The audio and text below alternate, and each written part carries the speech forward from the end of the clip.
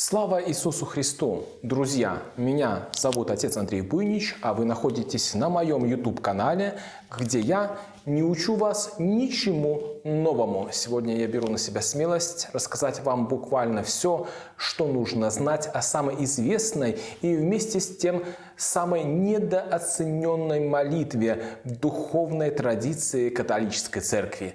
И речь идет о розарии.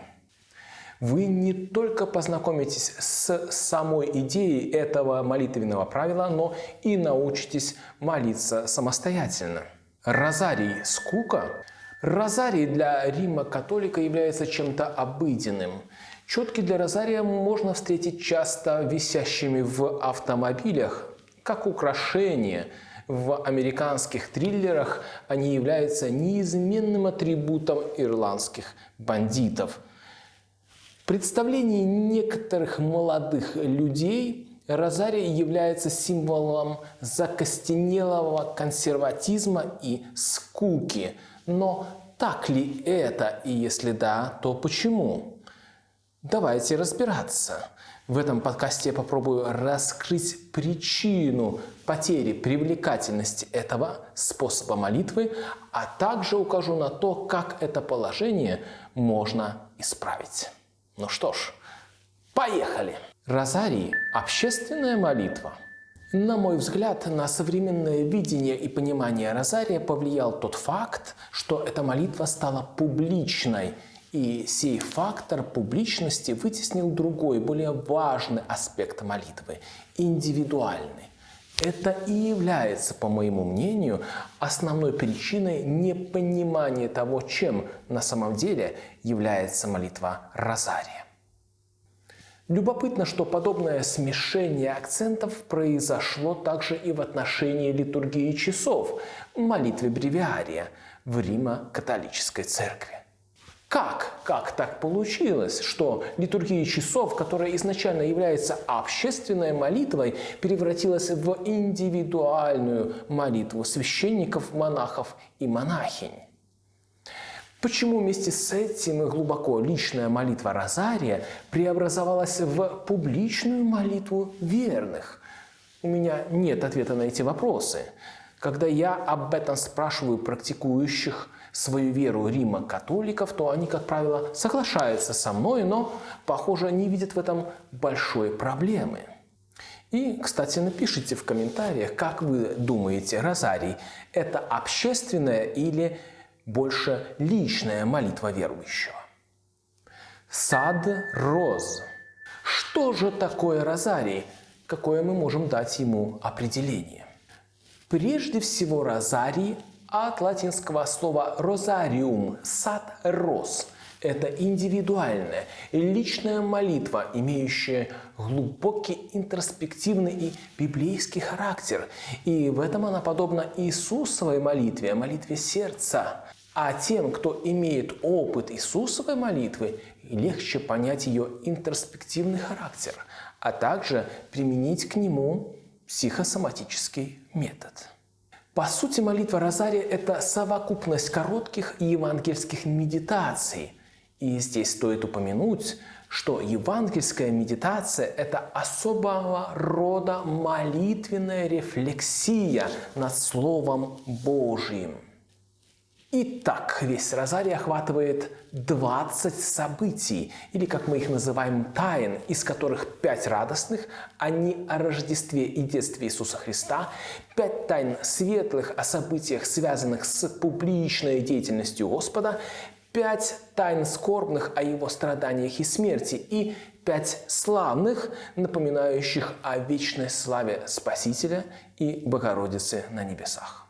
Таким образом, розарий делится на 4 части, каждая из которых содержит по 5 тем для размышления. И такие темы называются тайными или евангельскими медитациями. И вот над ними мы размышляем в начале каждого так называемого десятка розария. Эти десятки отделены на четках отдельными бусинами. Иллюстрации к тайнам розария вы видите на ваших экранах. Я только напомню, что вы можете нажать паузу в любом месте нашего видео, чтобы получше рассмотреть их. Тайны Розария. Радостные тайны, размышляем над ними в понедельник и субботу. Пресвятая Богородица Дева Мария, Господа нашего Иисуса Христа зачала. Пресвятая Богородица Дева Мария, пришедшая к святой Елизавете, Господа нашего Иисуса Христа носила. Пресвятая Богородица Дева Мария, Господа нашего Иисуса Христа родила. Пресвятая Богородица Дева Мария, Господа нашего Иисуса Христа в храм принесла. Пресвятая Богородица Дева Мария, Господа нашего Иисуса Христа в храме нашла. Скорбные тайны, размышляем над ними во вторник и пятницу. Господь наш Иисус Христос предсмертное борение в Гефсиманском саду претерпев. Господа нашего Иисуса Христа бичевали. Господа нашего Иисуса Христа терниями увенчали. Господь наш Иисус Христос тяжкий крест нес. Господа нашего Иисуса Христа на кресте распяли. Славные тайны, размышляем над ними в среду и воскресенье. Господь наш Иисус Христос из мертвых воскрес. Господь наш Иисус Христос на небо вознесся. Господь наш Иисус Христос Святого Духа на апостолов послал. Пресвятая Богородица уснула. Пресвятая Богородица покрывает нас своим покрывом. Светлые тайны, размышляем над ними в четверг. Господь наш Иисус Христос во Иордане крещение принял. Господь наш Иисус Христос на брачном пиру в Кане Галилейской откровение о себе самом дал. Господь наш Иисус Христос Царство Божие возвестил и к обращению призвал. Господь наш Иисус Христос на горе Фавор преобразился. Господь наш Иисус Христос таинство Евхаристии установил. Как молиться? В интернете можно найти массу подобной информации о том, как молиться молитвой Розария. Все эти описания, как правило, вариант западной духовной традиции. Чтобы не повторяться, я хочу рассказать вам о восточном способе, который подойдет на самом деле всем, но в особенности тем, кто знаком с византийской версией основных христианских молитв. Итак, совершается крестное знамение, целуется крест на четках и произносятся вступительные молитвы во имя Отца и Сына и Святого Духа. Аминь. Слава Тебе, Боже наш, слава Тебе! Царь Небесный, Утешитель, Дух истины, везде пребывающий и все наполняющий, сокровищница благ и жизни податель, прииди и вселись в нас и очисти нас от всякой скверны и спаси благой души наши. На кресте читается молитва «Верую».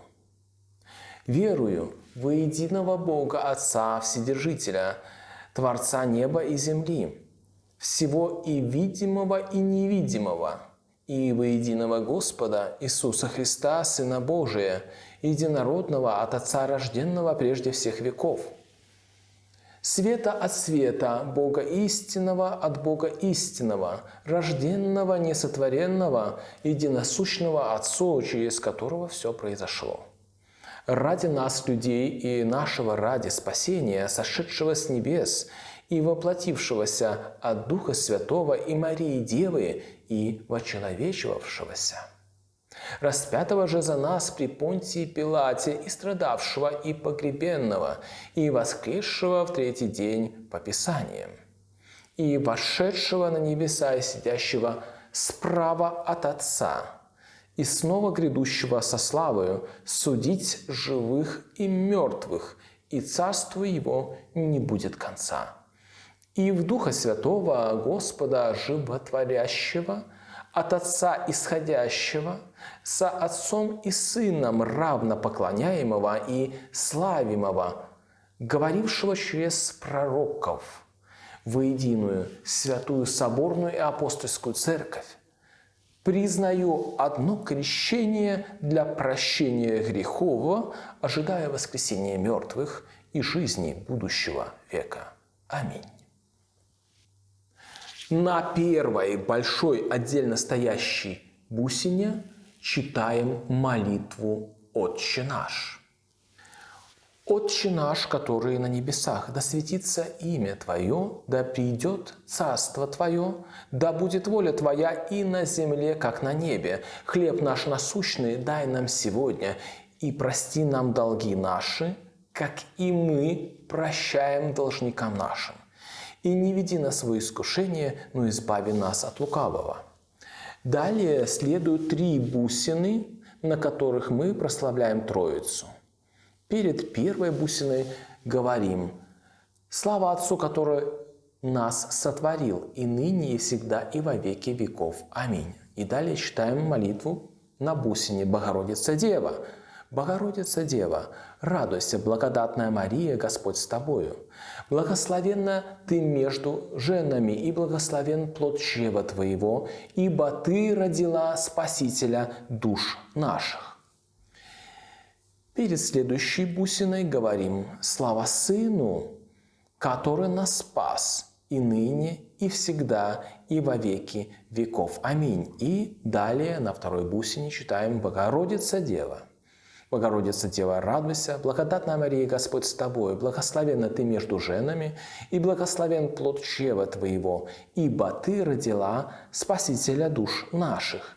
Перед третьей бусиной говорим: «Слава Святому Духу, который нас просветил и в святой вере укрепил и ныне, и всегда, и во веки веков. Аминь». И на третьей бусине читаем молитву «Богородица Дева». «Богородица Дева, радуйся, благодатная Мария, Господь с тобою, благословенна ты между женами, и благословен плод чрева твоего, ибо ты родила Спасителя душ наших». Потом читаем: «Слава Отцу и Сыну и Святому Духу, и ныне, и всегда, и во веки веков. Аминь». Далее следует одна большая отдельно стоящая бусина. На ней, в зависимости от дня недели, мы размышляем над первой тайной розария и далее молимся молитву «Отче наш». «Отче наш, который на небесах, да святится имя Твое, да приидет царствие Твое, да будет воля Твоя и на земле, как на небе. Хлеб наш насущный дай нам сегодня, и прости нам долги наши, как и мы прощаем должникам нашим. И не веди нас во искушение, но избавь нас от лукавого». Далее на 10 маленьких или 10 отдельно стоящих бусинах мы молимся «Богородица Дева».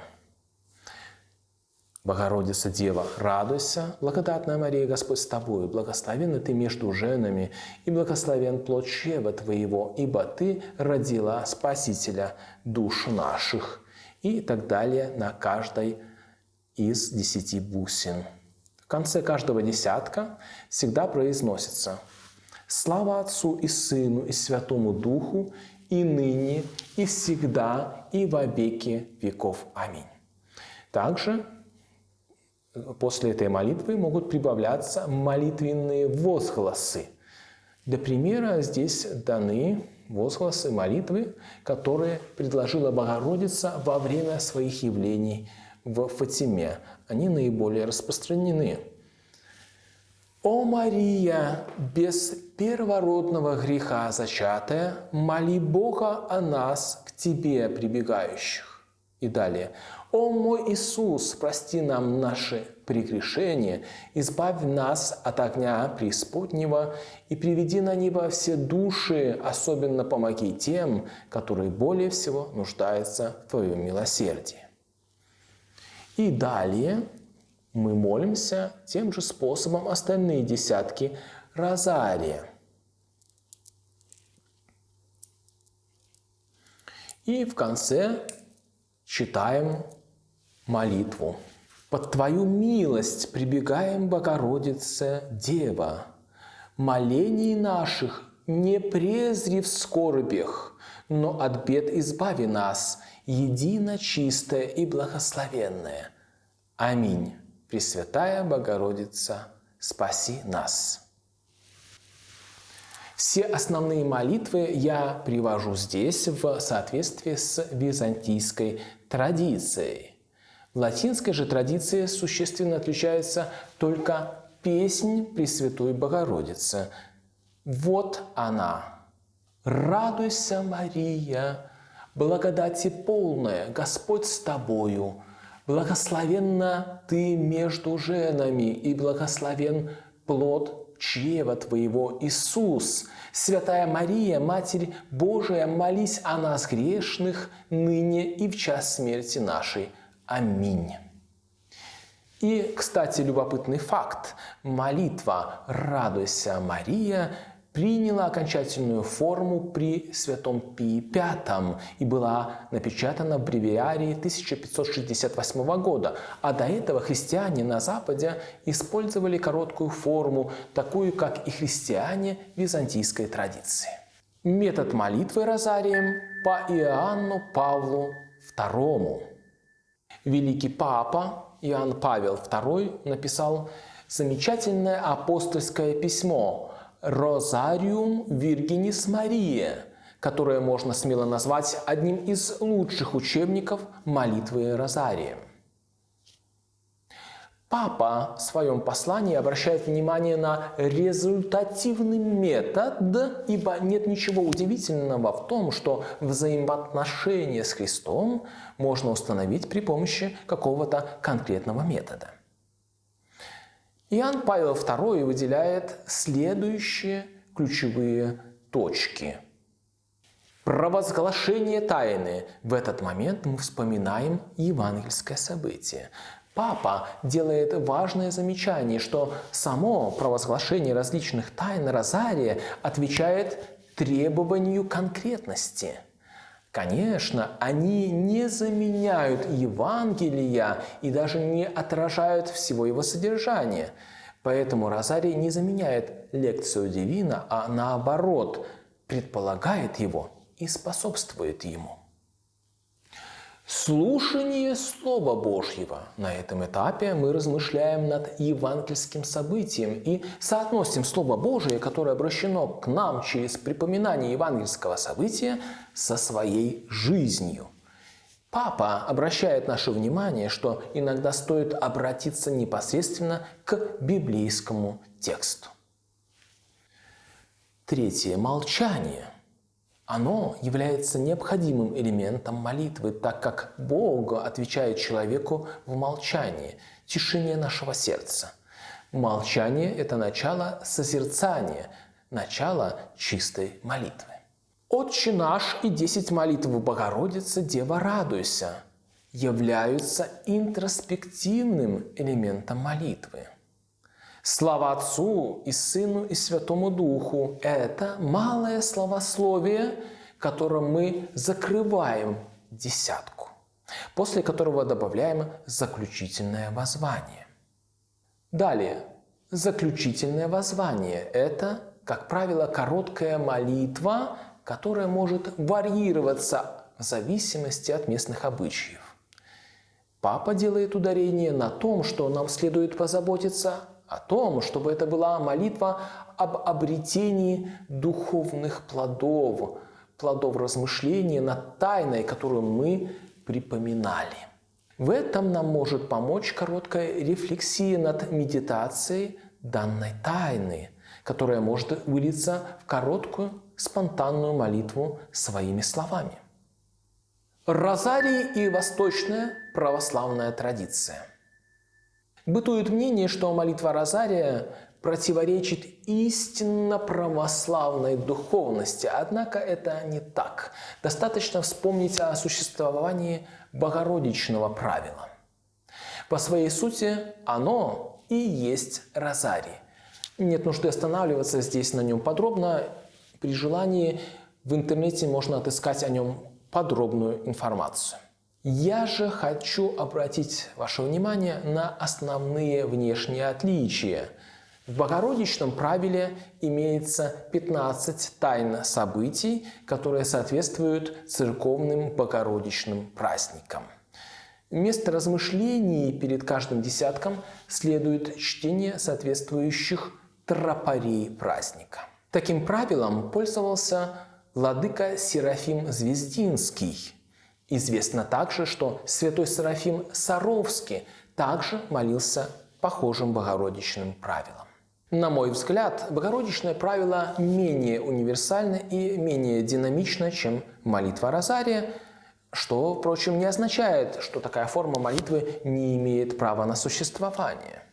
В конце концов, важно, чтобы мы молились и размышляли над Священным Писанием, а существующие формальные формы молитвы призваны для того, чтобы помочь нам сформировать свою собственную форму, которая наиболее будет помогать нам в предстоянии перед Богом.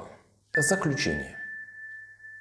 Подводя итог, хочется сказать, что молитва Розария может стать для многих настоящей школой молитвы, а в особенности для тех, кто только начинает свою духовную дорогу. Розарий поможет вам усвоить евангельские события, что поможет каждому в дальнейшем изучении Евангелия, научит вас устной и мысленной молитве, а также основам евангельской медитации и молитвенной интроспекции. И в самом конце я хочу признаться, я осознаю, что для многих из вас в этом подкасте было сказано одновременно и много, и мало. Некоторые понятия вы встретили впервые, а некоторых же только слышали. С некоторыми, возможно, хотели бы познакомиться более подробно. Напишите в комментариях, хотели бы вы больше узнать о Иисусовой молитве, молитве сердца и о психосоматических методах в молитве. А может, вы желаете узнать более подробно о евангельской медитации или лекцио дивина. И не забудьте поставить лайк или дизлайк этому видео, ведь только ваше неравнодушие к Иисусу Христу и духовной жизни вдохновляет меня делать то, что я делаю на своем YouTube-канале.